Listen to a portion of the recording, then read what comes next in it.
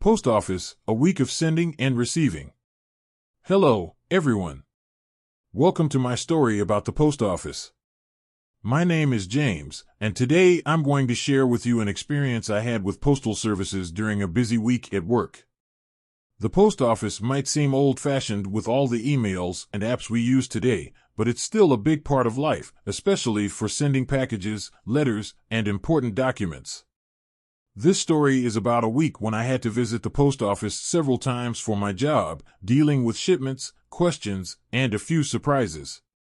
I hope you enjoy listening to it. Let's get started. I work at Office Comfort Company, a company that sells office furniture like desks, chairs, and cabinets. I'm a sales assistant, and my job usually involves phone calls, emails, and order processing. But sometimes, I handle physical shipments, like sending product samples or contracts to clients. Last week, my manager, Ms. Carter, gave me a new task that brought me to the post office more than usual. It all started on a Monday morning when she called me into her office. "James," she said, "we've got a new client who wants to see chair samples before ordering.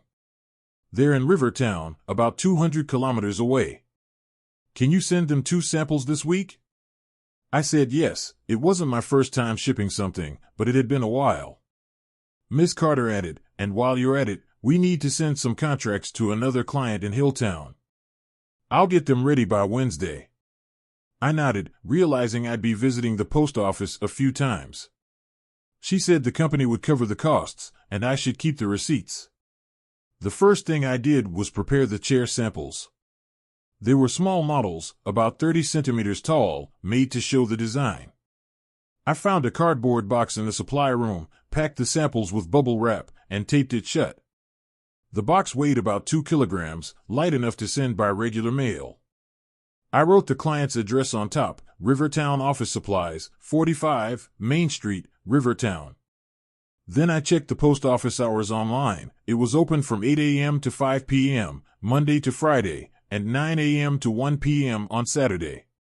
My plan was to go after lunch, around 1 p.m. Monday at noon, I ate a quick sandwich in the break room and grabbed the box. The post office was a 15-minute walk from the office, so I didn't need a taxi. The weather was sunny, 25 degrees Celsius, so it was a nice walk. I arrived at 1:15 p.m. and saw a small building with a sign, Central Post Office. Inside, there were 2 counters, a few people in line, and shelves with envelopes and boxes for sale. I joined the line, 3 people ahead of me, and waited.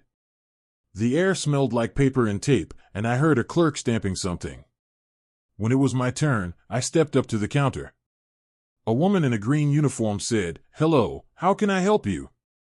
I put the box down and said, "Hi, I'm James. I need to send this to Rivertown." She asked, "What's inside?" I told her, 2 chair samples, about 2 kilograms. She weighed it on a scale, 2.1 kilograms. "Do you want standard shipping or express?" she asked. I thought about it. Standard was fine since the client didn't need it urgently. "Standard, please," I said. She typed on her computer and said, "That'll be $12. It'll take 3 to 5 days. I paid with the company card, got a receipt, and she gave me a tracking number on a slip. "You can check online," she said. I thanked her and left at 1:30 p.m., feeling good about the first shipment.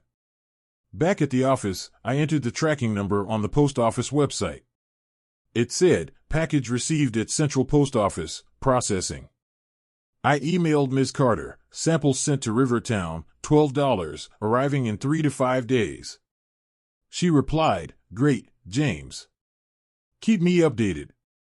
The rest of Monday was normal, phone calls and emails, but I kept thinking about the post office. It was simple, but I liked being part of the process. Tuesday, I didn't need to go to the post office, but I checked the tracking online. It said, "In transit to Rivertown." I told Ms. Carter, and she said, "Good. The contracts for Hilltown will be ready tomorrow."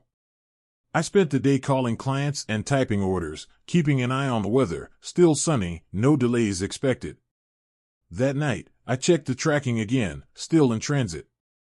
I went to bed, hoping it'd reach Rivertown soon. Wednesday morning, Miss Carter handed me a thick envelope. "Here are the contracts for Hilltown Office Company," she said. "Send them today, and make sure they're secure." The envelope had 5 pages, legal papers for a big order of desks.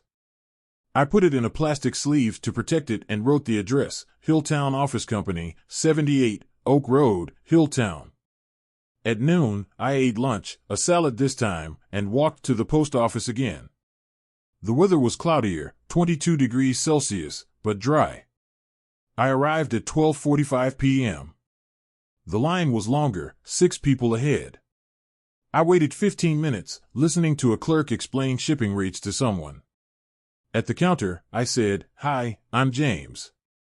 I need to send this envelope to Hilltown." The clerk, a man this time, asked, "Anything fragile?" I said, "No, just papers." He weighed it, 300 grams. "Standard or express?" he asked. Miss Carter wanted it fast, so I said, "Express, please." He said, "That's $8, arriving tomorrow." I paid, got a receipt and tracking number, and left at 1:15 p.m. The express option felt worth it for important documents. Back at the office, I tracked the envelope. It said, "Received, processing." I emailed Miss Carter, "Contract sent to Hilltown, Express, $8, arriving tomorrow." She replied, "Perfect, James." I also checked the Rivertown package. It said, "Out for delivery." Things were moving smoothly, and I felt organized.